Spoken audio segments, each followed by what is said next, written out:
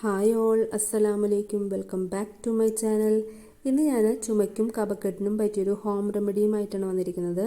അപ്പോൾ നമുക്ക് ഇത് വീട്ടിൽ തന്നെ എങ്ങനെ റെഡിയാക്കുന്നത് നോക്കാം. അപ്പോൾ അതിനായിട്ട് ഞാനിവിടെ 3 തരം ഇലകൾ എടുത്തിട്ടുണ്ട്. ഇത് പനിക്കൂർക്കയുടെ ഇലയാണ്. ഇത് നമുക്കെല്ലാവർക്കും പരിചിതമായിട്ടുള്ളൊരു ഇലയാണ്. പിന്നെ ചുമക്കൂർക്കയുടെ ഇലയാണിത്. ഇത് അവൈലബിൾ ആണെന്നുണ്ടെങ്കിൽ യൂസ് ചെയ്യാം. ഇത് ചുമയ്ക്കും കഫക്കെട്ടിനൊക്കെ വളരെ എഫക്റ്റീവാണ്. പിന്നെ തുളസിയില, പിന്നെ കുറച്ച് ഡ്രൈ ഇൻഗ്രീഡിയൻസും കൂടി ചേർക്കുന്നുണ്ട്. അപ്പോൾ അതിനായിട്ട് മിക്സിയുടെ ചെറിയ ജാറിലേക്ക് ഒരു 8 തിപ്പലി ചേർത്ത് കൊടുക്കുന്നുണ്ട്. ഇത് ആയുർവേദ വൈദ്യശാലകളിലൊക്കെ കിട്ടുന്നതാണ്. പിന്നെ ഒരു 3 വലിയ കഷ്ണം ചുക്ക് ഉരലിലിട്ട് ചെറുതായിട്ടൊന്ന് ചതച്ച ശേഷം ചേർക്കാം. പിന്നെ 1.5 ടേബിൾ സ്പൂൺ അളവിൽ കുരുമുളക് പൊടി, 1 ടേബിൾ സ്പൂൺ ചെറിയ ജീരകം, 2 ടീസ്പൂൺ മഞ്ഞൾപ്പൊടി. ഇതെല്ലാം കൂടി ഇട്ട് നല്ല ഫൈനായിട്ട് പൊടിച്ചെടുക്കണം. ഇതിൽ ചുക്കിൻ്റെ നാരൊക്കെ കിടപ്പുണ്ട്, അത് നമുക്ക് വേണമെങ്കിൽ അരിച്ച് മാറ്റാം. ഇനി അതൊരു പാത്രത്തിലേക്ക് മാറ്റി കൊടുക്കാം.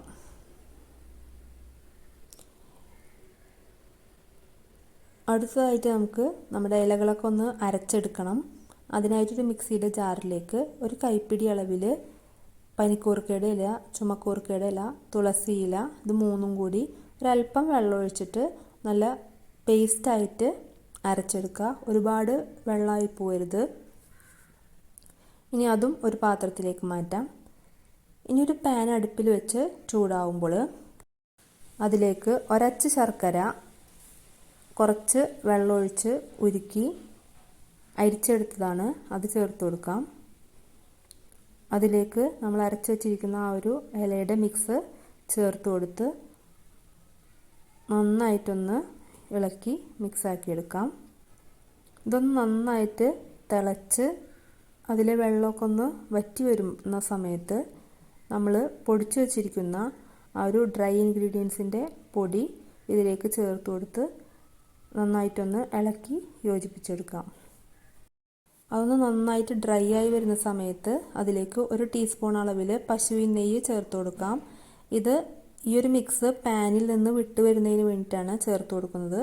എന്നിട്ട് നല്ലപോലെ ഇളക്കി യോജിപ്പിച്ച് നന്നായിട്ട് ഡ്രൈ ആക്കി എടുക്കാം. അപ്പോൾ ഇത് നന്നായിട്ട് ഡ്രൈ ആയി വന്നിട്ടുണ്ട്. ഈ ഒരു ടൈമിൽ നമുക്ക് തീ ഓഫ് ചെയ്യാം. എന്നിട്ട് നല്ലപോലെ ചൂടാറിയ ശേഷം അതിലേക്ക് 2 ടീസ്പൂൺ അളവിൽ തേൻ ചേർത്ത് കൊടുക്കാം. തേൻ ഒരിക്കലും ചൂടുള്ള മിക്സിയിലേക്ക് ചേർത്ത് കൊടുക്കരുത്. എന്നിട്ട് നന്നായിട്ട് ഇളക്കി യോജിപ്പിച്ച് വെക്കുക. ഈ ഒരു മിക്സ് 5-8 മണിക്കൂർ സെറ്റ് ആവാനായിട്ടൊന്ന് മൂടി വയ്ക്കാം. അപ്പോൾ ഇതിലെ ജലാംശമൊക്കെ ഒന്ന് ഡ്രൈ ആയിട്ട് സെറ്റായി വരും.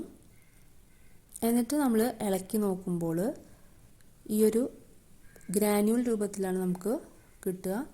ഇനി വലിയ തരികളായിട്ടാണ് കിട്ടുന്നതെങ്കിൽ നമുക്കൊന്ന് മിക്സിയിലിട്ട് പൊടിച്ചെടുക്കാം. ഇത് ഒരു എയർ ടൈറ്റ് കണ്ടെയ്നറിലായിട്ട് സൂക്ഷിക്കാം.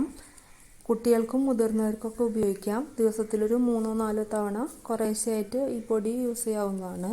കുട്ടികൾക്ക് കൊടുക്കുമ്പോൾ ഒരല്പം തേന് ചാലിച്ച് കൊടുക്കാം. അപ്പോൾ എല്ലാവരും ട്രൈ ചെയ്ത് നോക്കുക. നിങ്ങളുടെ ഫീഡ്ബാക്സ് ഒക്കെ അറിയിക്കുക. അപ്പോൾ ആദ്യമായിട്ടാണ് എൻ്റെ ചാനൽ കാണുന്നതെങ്കിൽ ലൈക്ക് ചെയ്യുക, ഷെയർ ചെയ്യുക, സബ്സ്ക്രൈബ് ചെയ്യുക. അപ്പോൾ പുതിയൊരു വീഡിയോയുമായിട്ട് വീണ്ടും കാണാം. ബൈ.